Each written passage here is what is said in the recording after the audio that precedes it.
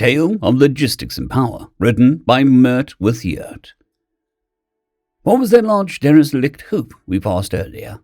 The question roused the older Vivexian from his meal. Looking up from his tray, he sees the curious face of his charge. In the Vivexian tradition, once a young Vivect reaches their late juvenile age, they are entrusted to an older Vivect to help guide them into their adulthood. You mean the old stability gate, young one? The younger quickly shot back. I'm not the young one anymore. If you weren't, you would be able to tell me the purpose and story behind those gates, the older remarked. He then sat back in his chair and peered out the viewport and began again. That old hoop, as you put it, was an old method of FTL travel called GATT, short for Gate-Assisted Tunneling Transport. Ships would have to pass through those in order to get from star system to star system. The older one slumped forward, leaning on the table. Back before your egg was even laid, technology wasn't developed enough to allow a large enough worm tunnel to exist that could give passage to vessels. Though you could get one to form, its diameter wouldn't be much larger than this cup here. The older gestured to the cup of water next to his clawed hand. But that was enough to get some construction drones through and to begin work on a larger step-up gate. That sounds ridiculously expensive, the younger interjected. It was. Hell, most of the time it took the entire planetary government sponsoring the construction just to get one travel lane built. The older let out a sigh before continuing on. But that is where Galactic Transit would come in. They were a group of 3 companies that would offer to build these gates at a fraction of the cost it would take to build them yourself. Wait, would they not go out of business doing that? The younger interrupted. And that right there is why you were not entrusted to a merchant. They didn't take money off of building the gates. They made money from charging a toll to use the gates. The older sat up and gave his charge a mocking look. And because they had no competition, they could charge huge amounts of credits on their tolls. I thought you said that there were 3 of these companies. Would they not compete against each other? The younger interrupted again. Don't be fooled. Just because they pretended that they were separate companies doesn't mean that they were not cooperating with one another. Each of these companies' CEOs belonged to the same family, so they were essentially all one company. The older gave his charge a judgmental look. Now, where was I? All right, so they made lots of money off charging tolls.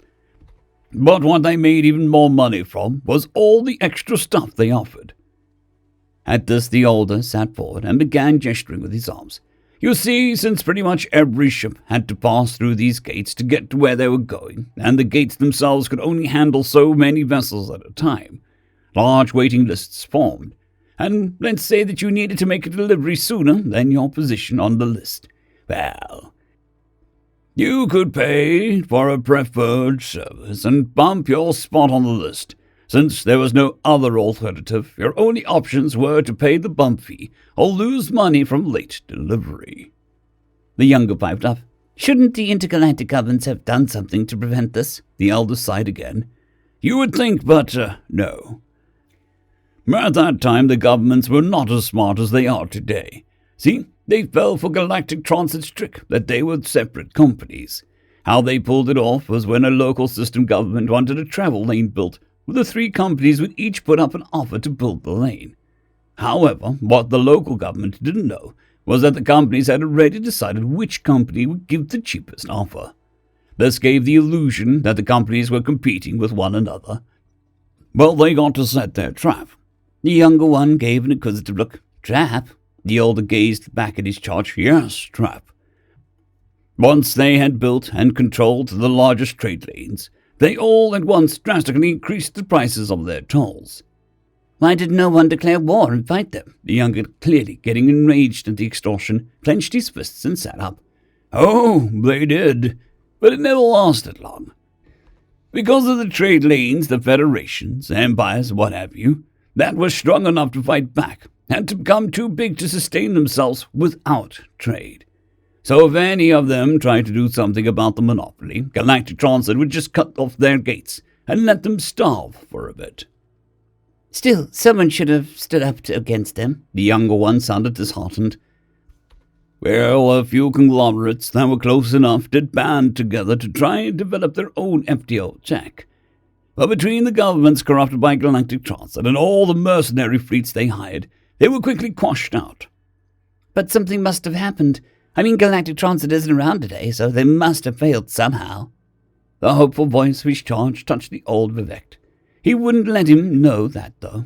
Well, in the deep of the frontier space, to the galactic east, one species attempted to make contact with a larger galactic community. Now, normally, Galactic Transit would jump at the opportunity to rope another poor sucker into their little scheme. But this civilization was way far out of the way. And there was a lot of turbulent space between them and the main train hubs. Because of this, it would take thousands of cycles for them to make back the investment of building a trade lane out there, so they didn't bother. The elder leaned forward and spoke softly. Little did they know that the species was about to do something never thought possible. Did they make the journey at sublight speeds with an armada to lay waste to Galactic Transit? The youngest sounded eager, practically lusting for the retribution on Galactic Transit. Not with an armada, but they did make the journey. At first, it was just representative vessels, with a few trading ships intermixed within. They were given the standard welcome to the galactic community greeting by the Puppet Galactic Committee. You know, don't overly pick on weaker races, don't get on the Tetherine's bad side, never make any deals with the Del Everane unless you want a knife in your back. Common sense stuff. You mean to say that they just waltzed right into Galactic Transit's territory without them taking notice? The younger said dubiously. The older once again leaned onto the table and sighed. Yeah, Galactic Transit was only concerned with making money and ensuring that no one could band together to oust them. A fledgling race coming into their corner of the galaxy was of no concern to them. Besides, if they posed a threat, Galactic Transit would just leverage its influence to bring however much of its community to war as it wanted. That, or just hire a mercenary fleet. Well, what did this race do that was so great then? Prodded the younger. They invented a new method of FTL, the older stated calmly. The younger at first looked confused before his face shifted to one of realization. Oh, they must have invented the current method of FTL, self-stabilized tunneling transport, and spread it to the other governments. The older gave his charge a look of satisfaction. Ah, so there is a brain in there. He let out sounds equivalent to his race's chuckling. His charge did not reciprocate. An intelligent answer, but incorrect. But if that wasn't the method they invented, who made it? The younger asked, once again confused. Well, the current method of FTL was made by Galactic Transit, the older stated matter-of-factly. What? This only deepened the younger's confusion. Why would they make a method of FTL that would undermine their monopoly? I only said they made it. I never said that they gave the tech to the rest of the community, answered the older. They only used it for themselves and for any governments or VIPs willing to be their puppets. You didn't think that they would wait in their own lines they made, did you? Well, no, but I just... The younger shrank back in his seat. Wait, that still doesn't explain what the other species made. What was the FTL method? The younger deflected from his own faulty conclusion. Well, we don't know, the elder mused. Something about preventing the proliferation of potentially dangerous tech or some such. The elder paused momentarily before continuing. Doesn't really matter. Since now they mostly use the current method, anyways. The only time they ever use their own method anymore is exploration into frontier space. Apparently, the current method is much more reliable when you know where you want to go. Okay, so how does any of that have to do with Galactic Transit's downfall? The younger interjected, clearly trying to get to the point. Well, they were nice, and with their FTL tech were able to give traders a taxi to where they wanted to go. They only ever charged just a little bit above energy costs, which was fractions of what you would have to pay Galactic Transit. Once they started doing that, Galactic Transit began slowly losing power and influence, and finally, in a bid to avoid total collapse, began selling their new FTL tech that they hoarded for so long. That's it. They didn't pay for all the suffering they caused? With this, the young one stood up, smashing his clenched claws on the table. "Settle down," soothed the elder. "Don't be such a hot blood. I'm kidding with you. You think a corporation as big and as powerful as Galactic Transit would lose its grip without a fight? The newcomers did offer taxi services to trading ships, but soon after Galactic Transit took notice of their shrinking bottom line. This prompted them to order their security teams and mercenary ships to attack any of the new species ships on sight." So there was a war then? The younger sat back down, more pleased in the direction of the story. "Yeah, of a sort. The new species did not fight back, only fled when they were attacked. Thanks to their little understood FTL methods, they could always get away relatively unharmed, sometimes still managing to get their piggybackers where they wanted to go in the process." The younger's plumage began to bristle again, and he opened his mouth to speak, but the older raised his claw hand, stopping him from interrupting again. "This did not last long, though. Eventually, the species government sent a message saying, 'Cease your aggression or declare war,' to the Galactic Transit head office. Transit responded with the declaration of war." Finally, the younger sat back in his chair with an expression of relief. What happened next? Please tell me that the species brought their armada and rained hellfire upon the den of corruption. The elder gave his charge a look that could only be described as excrement-eating grin. "Oh, they rained hellfire, all right. That war was the most costly and bloody war the galaxy has ever seen. And it's a shame they don't teach it to you all in your youth, focusing too much on career categorization and making sure each of us ends up in the right profession based on personality. Not enough learning about the universe around us." "Back to the story, old one," bested the younger, prompting the huff from the older one. "Watch your speech, young one. Now, where was I? So at this point, Galactic Transit began a massive hiring campaign of as many mercenary fleets as they could. They then surrounded their main citadel station that served as their headquarters in a massive defense grid, because they knew that their enemy could just come for it directly, without a need to use the gates. Transit lost their ability to bottleneck their opponents. In light of this, Galactic Transit sought to make their most vulnerable and valuable assets impossible to assail. They also fortified their most profitable gates to ensure their opponents didn't try to attack them monetarily." "Why not just use fleets of the governments that they subjugated?" the younger one pointed out. "They did, but only sparingly for two reasons," the elder explained. "First was their opponent was indeed powerful, then potential loss of the fleets of various governments could cause their economies to collapse.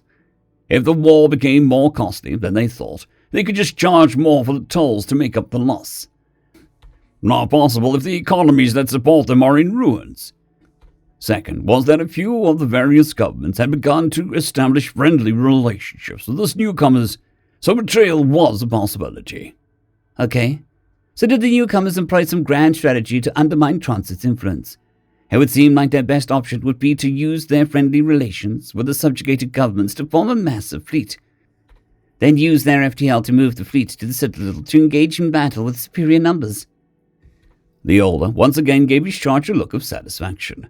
Well now, looks like those combat simulations were worth something after all. That right there was the worst-case scenario that the Galactic Transit came up with.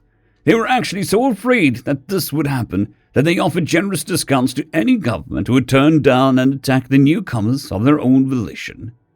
The older paused again. "But this is not what they did. Instead, they sent one messenger ship to the Citadel relaying a warning. To all non-combatants and those who wish not to fight, leave now, and we will halt our attack until you are out of harm's way." The younger leaned back in his seat. "Given how much mercenaries are paid, I doubt any of them heeded that warning," the elder mused. "Well, a few of them did, and there were some civilian vessels that cleared out, while the mercenary ships that abandoned didn't make it very far. From what I have heard, even some of the civilian ships may have been attacked as well. Anyways," the elder continued, "the messenger vessel was destroyed after its warning repeated a few times. And then the battle began. The younger leaned forward, finally hearing the words he had been waiting for since the story began. The older noticed his charger's anticipation and decided not to keep him waiting any longer. Like with any battle, there is an incessant anxiety. The looming question of when. This did not last long with this battle. In fact, the battle itself did not last long at all. The younger cocked his head to the side. The citadel just exploded, suddenly and without warning. The explosion was so large and so violent that 60% of the defending fleet was caught up in the blast and destroyed. What remained was either ripped apart from the force of the shock wave, or shredded by shrapnel made by their allies behind them. Only a small fraction of the mercenary ships survived the attack, and they surrendered immediately. The younger seemed astonished at what he heard. Did they plant spies on board the citadel? Not possible. Transit was quite thorough in their counterintelligence. Was there some long-range rail cannon using stealth? Also wrong. The defector shields would have easily been able to handle that kind of attack. Some targeted signal disruptor that compromised critical subsystems in the citadel? Oh, please. They would have had top-of-the-line system security, not to mention redundant backups and fail-safes. Even if they bypassed all of that, there still would have been some warning before the destruction. Okay, so what did they use then? The younger finally gave up on this insufferable guessing game. Well, in truth, we don't really know. The older sat back, folding his arms. We have some idea, but nothing has ever been confirmed. The older's expression showed hints of his own frustration with the ending of the tale. I will say, the last time I got to speak with one of the species about that battle, all they said was that the Citadel got to see what happens when half of it is enclosed in a warp bubble and the other half is not. Both Vivexians sat in silence for a time before the younger spoke. You never told me what that species was, the older responded. Oh, it was the GAC Collective. The younger looked downwards upon getting his answer. Huh, I didn't think that they were that capable. The older again made a chuckling sound.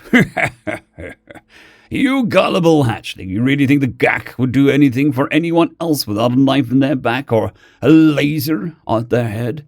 After the older chuckling died down, the younger one had sunk deep into his chair. The elder one spoke again. It was the Human Republic. Well, okay. I guess that makes sense. Still, though, destroying an entire Citadel station without losing a single ship just sounds impossible. The younger seemed satisfied with the answer this time. Well, at least one of those two endings certainly happened.